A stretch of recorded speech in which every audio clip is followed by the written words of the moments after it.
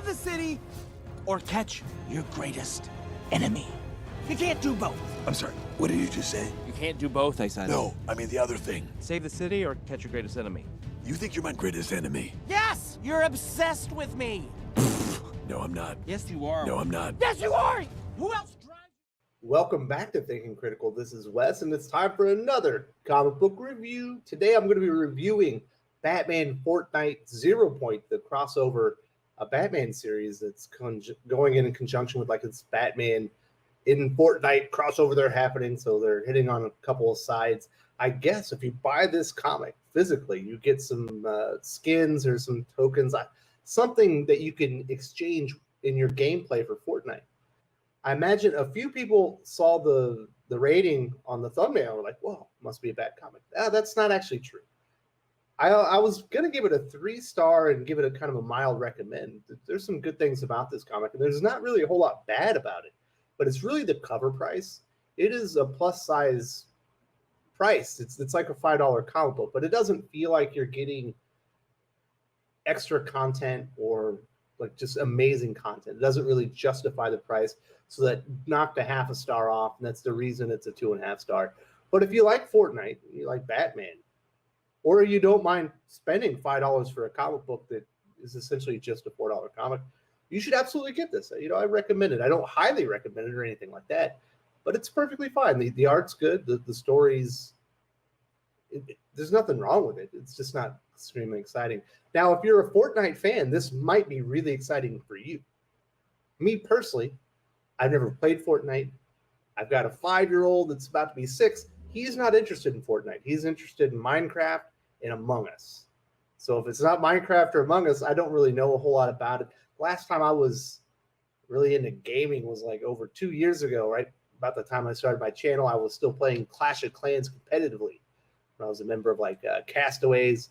I was also in Six Schlitzes there for a little while. If you know anything about Clash of Clans, I never played for them competitively because by the time the channel had started, I had to quit. But I was in some kind of higher tier clans, so I was interested in gaming at one time, but I just don't have time for it anymore, with the kids in the channel. So if this has amazing Easter eggs from Fortnite and stuff like that, I don't know about it. It's completely lost on me. So I'm only looking at this comic book from a Batman perspective, visual storytelling, what all's going on. Now let's get into it. Also, I forgot. I was supposed to review Batman the Detective by Tom Taylor last week, but I had the typhoon happen and some other things happen, so I wasn't able to do it. So I'm going to tack just a short review onto the end of this because there's not a whole lot to say about this comic book, to be completely honest. So if you're interested in Batman the Detective and my thoughts on Tom Taylor and Andy Kubert, stick around because I'll talk about it shortly at the end. So let's get into Batman Fortnite 0 Point, and we'll talk about the art first from Reilly Brown. It's good. Now, if you've been playing the video game Fortnite and you're coming over here expecting an immersive Batman story that looks like you're in Fortnite, I don't know. But as far as art, comic book art, it's good. Batman looks quite classic. The visuals are excellent. This looks to be, it looks kind of like a He-Man villain from the latter days of He-Man when they kind of ran out of the original ideas and they were making things a little bit more complex. Or at least this character here. So the character designs are fine. The action's hot and heavy, energetic. There's a kinetic feel to it. And then, it's fun to look at. It's not the greatest comic book art I've ever seen, but it's certainly serviceable. Well, it's better than serviceable. I don't want to undersell it. It's good, but it's not like phenomenal like we're going to see with the Andy Kubert art in Batman the Detective. But if you're looking for a fun visual experience, this comic brings that. There's really, besides the price, and I think it's too expensive, like it should be a $4 comic, it shouldn't be $5. But the only other bad thing about this is there's like one line of dialogue in the initial like convergence of the 0 Point Gotham story that's happening. We get Harley Quinn. She looks pretty good, by the way. Good job, Reilly Brown, on that. Gotta love the gals there. And she says, I can't believe it. They already went through. You stop for 2 minutes to clean up hyena poop, and everybody starts without you. That's my biggest complaint as far as the content. That is stupid. And if you're a Fortnite fan and you come in here and you read that, you're like, I probably don't want to read DC Comics because that's a dumb line. She does say stupid things, but even for her, that seems exceptionally stupid. So that is my one big complaint, that one line of dialogue. So there's not a whole lot bad with this comic book. The real problem is there's just not a whole lot really, really exciting or great. When the story opens up, we've got Commissioner Gordon talking to Batman, and we see this convergence thing happening, and we learn there's people that are running towards this anomaly that's happening, and Batman's using some of this technology, and there's tachyons and all this other stuff happening. The readings are weird. It doesn't even feel like it's from the multiverse, and we know people are running towards it. So Batman's, obviously he's a hero. He's moving towards this big anomaly, and this weird thing happens in the middle. Honestly, it looks like Spider-Man comes from behind him and kicks him into the portal. Now, are we going to learn the identity of that character and whether or not it was Spider-Man or maybe it was another character actually from the DC universe? I'm not really sure. But it seemed kind of exciting. This is kind of fun. Well, yeah, I think that's Spider-Man. So if that's a little cameo that Christos Gage put in there, he's the writer, that would have been pretty cool. And then Batman wakes up in Fortnite. And that's basically where our story begins. I do want to be upfront. I'm a big Christos Gage fan. I'm especially a big fan of his Ninja K run. And if you're familiar with Ninja K, that character is very similar in many aspects to Batman, but he's better at the martial arts, and he's also on the verge of being a mercenary. He's not really a mercenary. He works for governments, but you could consider him a mercenary because he also works like for the highest bidder kind of thing. But he never kind of works for the bad guy. So Christos Gage has done some great things with characters similar to Batman. So I'm excited to see what he does here. But when we get into it, as someone who doesn't know anything about Fortnite, Batman shows up. He finds out immediately he can't speak. I don't know if that's part of the game or if that's part of the mystery of the story that we're reading here. I'm assuming it's the latter. I don't know why you wouldn't be able to speak. But as soon as he gets there, this guy jumps out of a tree, and he's being ambushed. And when he dispatches that guy, he's standing on a car. Next thing you know, there's a sniper. So I'm imagining there's people sniping people in this game and jumping out of places and trying to kill each other. And then he kind of realizes what's going on. We got this big group of random characters is the way I would describe them. I imagine these are playable in-game characters or skins that you can get within Fortnite, to boost up your character or whatever it is that you're playing in there. I know it's like a free, multiplayer experience where I think you just go out and kill each other. But I will say this, if you like classic Batman where he's trying to figure things out with his inner monologue and he's kind of telling you his thought processes, he's trying to gain his bearings and stuff like that, that's exactly what goes on here. Obviously, he can't speak, but we get to hear Batman's thought process and how he's moving through this. It feels very much like a Batman comic. So in that respect, Christos Gage does a really good job. Then eventually, as Batman is not doing so well, there's too many combatants that are coming down on him. A character shows up that he recognizes, he thinks. He doesn't know if he knows her, but he feels like he knows her. And when they're fighting, he can't stop looking at her, and she can't stop looking at him, inferring that Catwoman recognizes him as well, but she doesn't exactly know who he is. At one point, he's like, are we friends? Are we lovers? There's something here. And then they kind of grab hands. They start working together, and they start laying the smacketh down on all these random fighting characters as they fight through the world of Fortnite. And then we get to the end. I mean, that is essentially the comic book.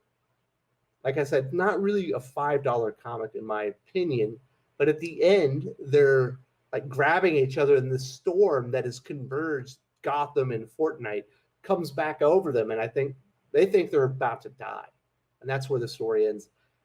This probably needed 10 more pages of extra story because as soon as it gets interesting, it ends. That's always kind of a downer, but there needed to be something more to this, for a real hook. The hook is Fortnite, so if that has you in there already, I guess it delivered. But just as a Batman fan, as a comic book reader that knows nothing of Fortnite, there's not a lot of hook. The only hook for me is knowing that in issue 3, Snake Eyes shows up, and Snake Eyes is one of my favorite characters of all times. I'm very excited to see the Batman Snake Eyes conflict. So I think that's going to be a lot of fun. So that's my review of Batman Fortnite 0 Point. It's perfectly fine. If it wasn't $5, I would recommend it as a 3-star. The art's good. There's just not a whole lot of story there. I'm not really sure what's going on. I don't know why they can't speak. I imagine those are all parts of the mystery, but I don't know that the hook was all that solid. Interestingly enough, we'll get into this Batman the Detective by Tom Taylor and Andy Kubert. And I also rank this as a 3-star comic book. But there are much higher points in this comic book that I think are amazing, that give it some real meat and value for the money. And there are some lower points. Like, I didn't have a lot of negative stuff to say about that Batman Fortnite, but this one I have some negative stuff to say about it, just as far as the story and execution. But let's get into the good stuff.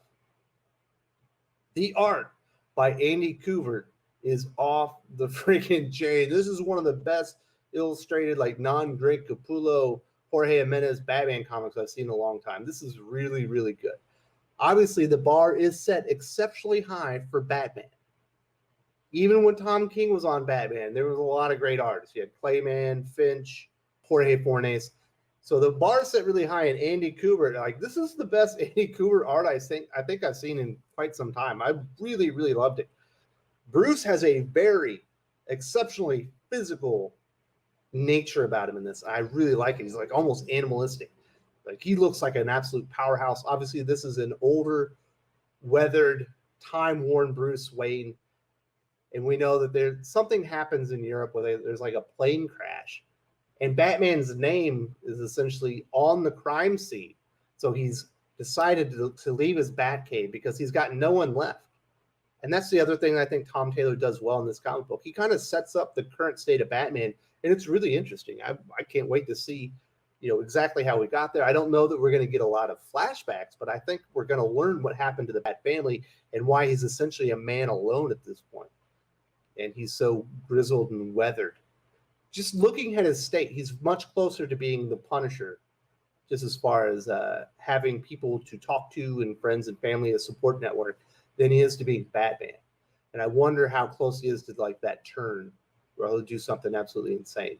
So I like the art.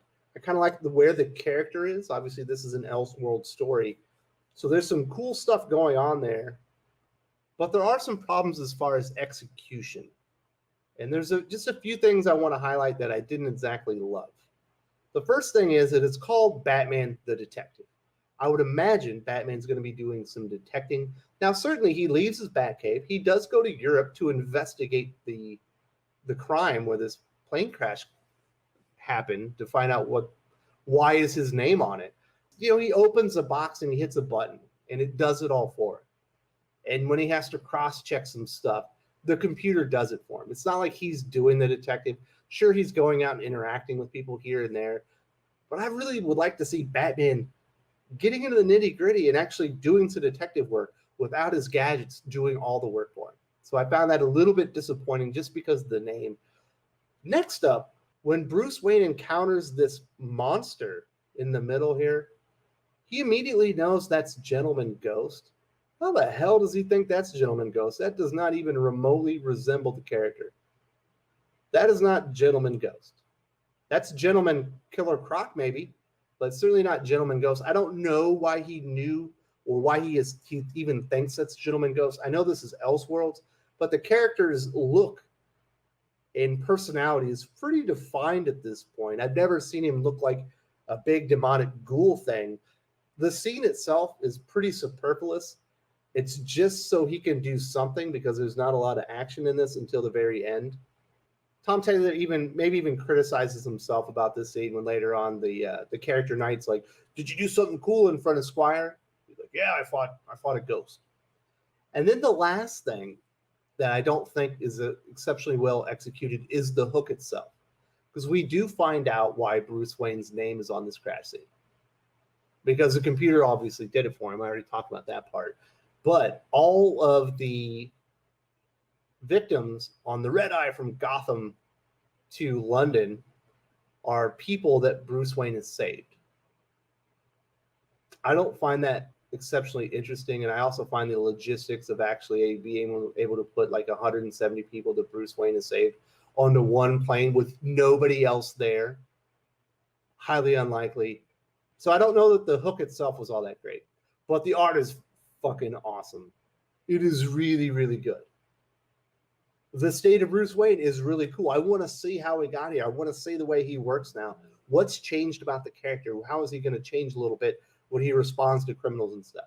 But there are some things. It says it's the detective. Not a lot of detecting going on. That is not Gentleman Goes.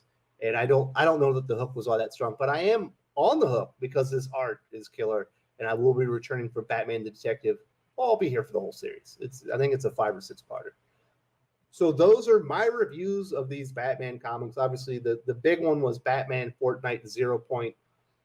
It would be a 3-star recommend if the price point was more in line with the quality of product that you got. I don't think this was a $5 comic. I don't think in any world that this justifies it, unless maybe you're a Fortnite player and you're getting some of these in-game rewards that you can redeem when you actually play the game.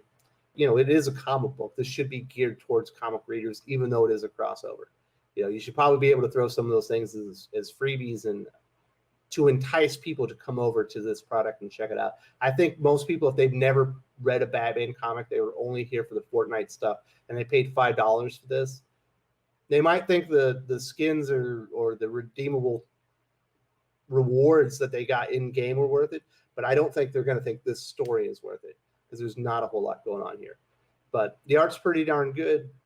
Just as far as the story goes, there's not a whole lot wrong with it. I hate one line of dialogue, but it's not an exceptional Batman comic, at least not yet. But I'm definitely on the hook on this one to at least issue 3 when we see this Batman Snake Eyes thing happen. And that is my review of Batman Fortnite with a little extra content about Batman the Detective from last week. I'm sorry I did not get that review out in a timely manner, but I did finally get to cover it. And I hope you all are doing great, and I will see you later. If you enjoyed this video, please give it a like. I would appreciate it very much. It helps us attract more views for the channel. Subscribe for future commentary, comic book news, and reviews. And don't forget to ring the bell for notifications. If you want to talk comics, movies, and much, much more, you can follow me on Twitter at Wes_from_TC. With that, Salamat Po, and I'm out.